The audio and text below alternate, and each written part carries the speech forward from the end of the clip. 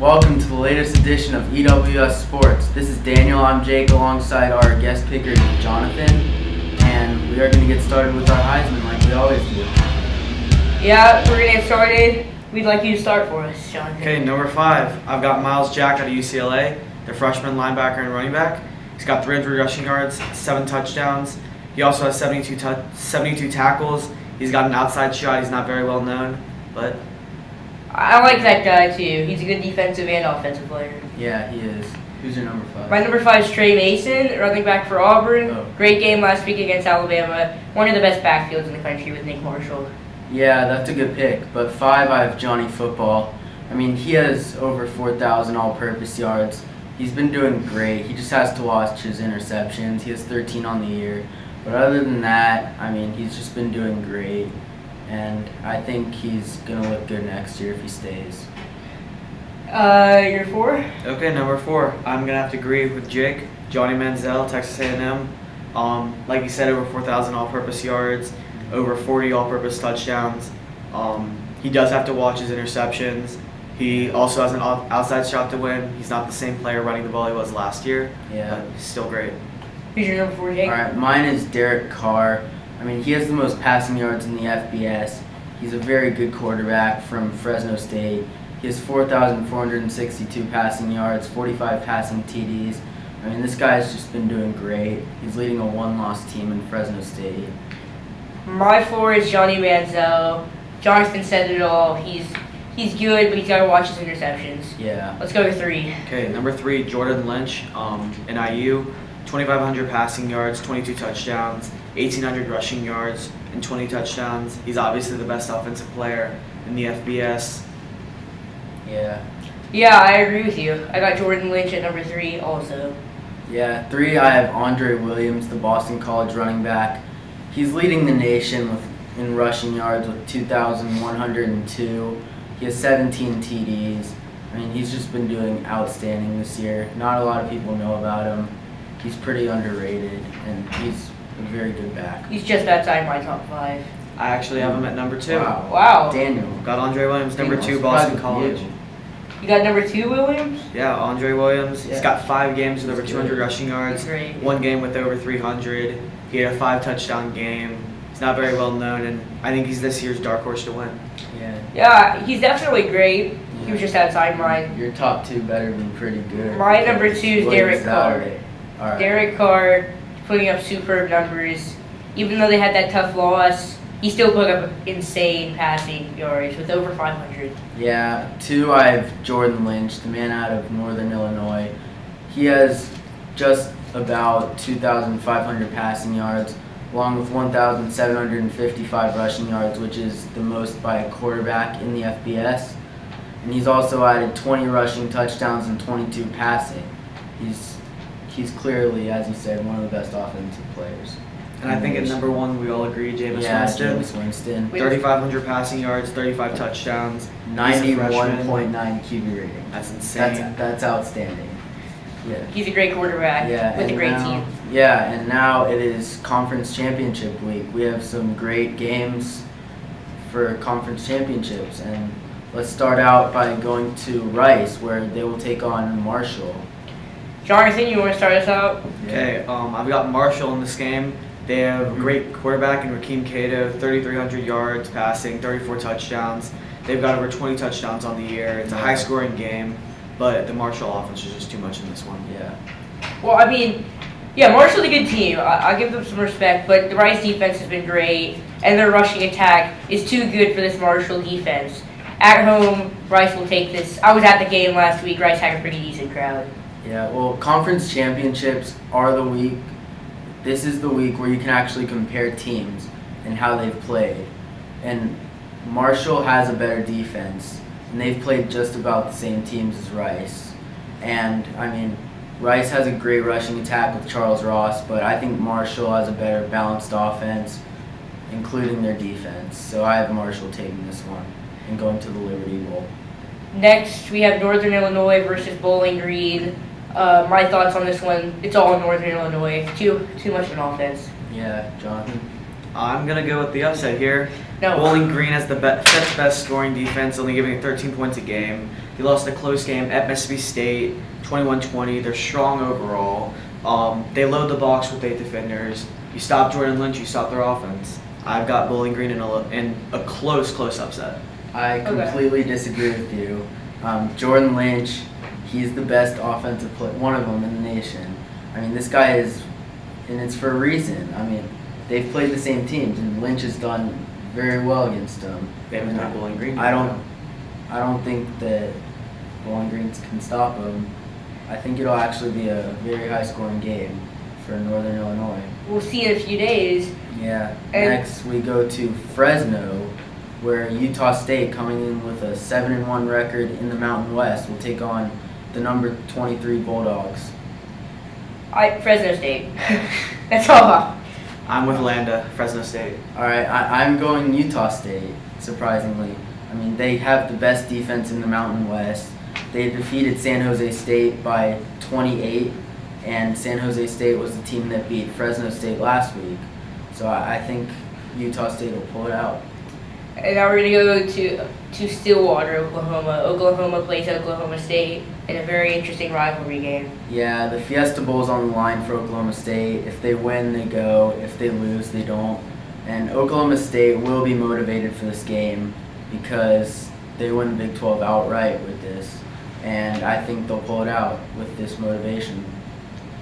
Yeah, I think so too. I think Oklahoma, their quarterback play is not consistent enough to overcome this outstanding Oklahoma State defense. Yeah, this is not the same OU team we've seen in the past. Yeah. They've been flawless besides their game against Yeah. West Virginia. And Oklahoma Yeah. State's one of the highest scoring offenses in the FBS, 41 points per game. Yep. They And beat great Baylor by a defense. lot. They beat Texas by a lot. Oklahoma lost to both those teams. Yeah. Blake Bell hasn't played great this year. I've Yeah. got I'm OK saying- State. Yeah, and next we go to Waco, where the Cotton Bowl is on the line for these two teams. And if Oklahoma State loses, possibly a BCS Bowl. And the 25-ranked Longhorns from Texas, coming in with a 7-1 record in the Big 12, will be playing the number 9 Baylor Bears, who also have a 7-1 record. Yeah, Baylor squeezed by TCU last week by only 3 points. A shocking one. But the Baylor offense is too much for the Texas defense.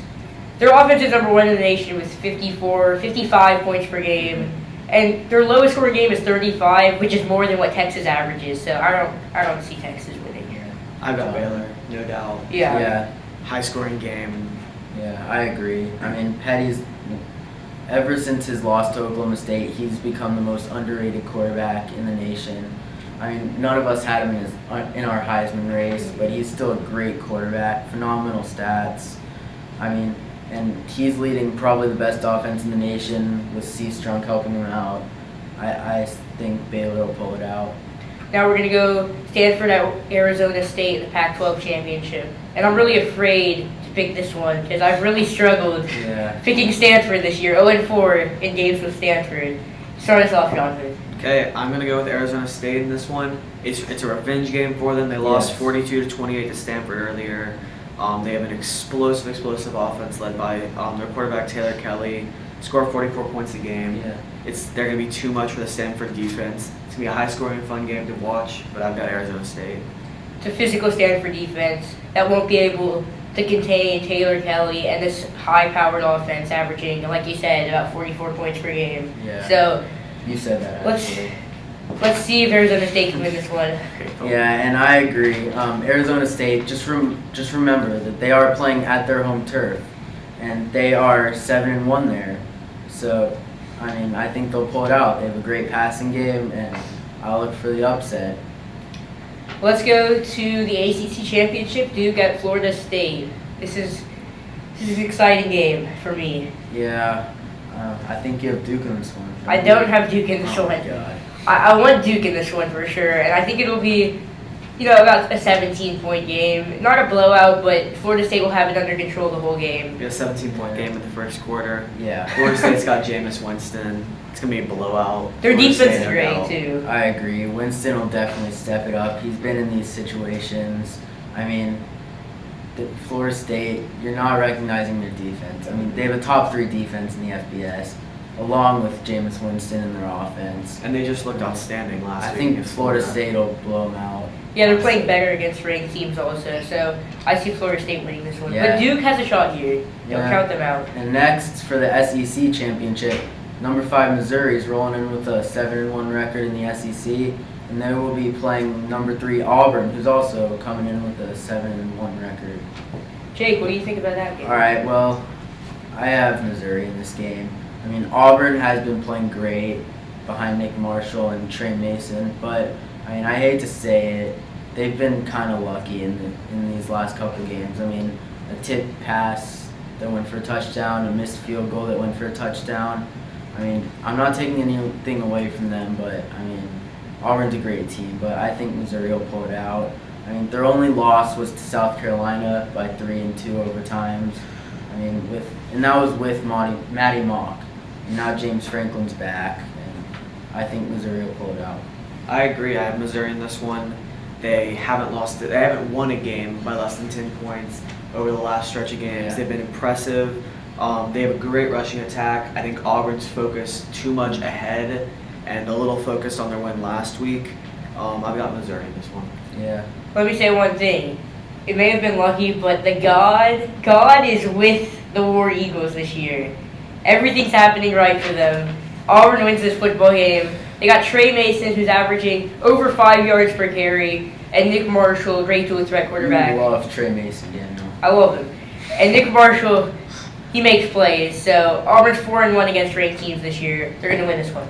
And next we'll go to Indianapolis for the Big Ten Championship. College Game Day will also be there. Number 2 Ohio State's coming in with their BCS title hopes on the line. And they'll be facing one of the best defenses, if not the best defenses in the nation, the Michigan State Spartans.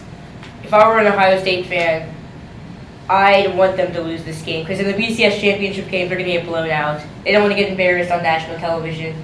That is not true. I'm sorry, but Michigan State's defense is going to hold this offense, and Jeremy Langford has been phenomenal. 2 more touchdowns than Carlos Hyde, so don't give me that Carlos Hyde. I want to hear it. All right, Yeah. Jonathan. 7 consecutive games over 100 yards. I've got Michigan State also. That's great. I don't think Michigan State's defense will play great against Braxton Miller. They'll still score close to 40 points, but I don't think Ohio State's defense has proven enough this year. They really should have lost last week. They struggled against Illinois, which is a horrible team. I've got Michigan State. All right, and I have Ohio State. They have the best rushing in the country, and they're going to be against Michigan State, who has the best defense in the country. And say what you guys want about Ohio State's schedule, but Michigan State has had the same schedule in the Big Ten. I mean, think about it. Ohio State played at Northwestern when they were in their prime. Northwestern's They won lost, that. what, 8 straight games? Yeah, I'm saying in their prime, and they also In played their Wisconsin. Yeah, they were undefeated. Were they different teams? Well, Yeah, I they think- were. I think we can all agree Ohio State's not going to make the national championship. They will. It's And going let to me say be something. Missouri, Let me say Florida something. State. They have basically I'd like had to the see same Auburn, schedule. Florida State. They have basically had the same schedule as Michigan State. Michigan State has played Notre Dame, but they lost to them, and they've become a different team.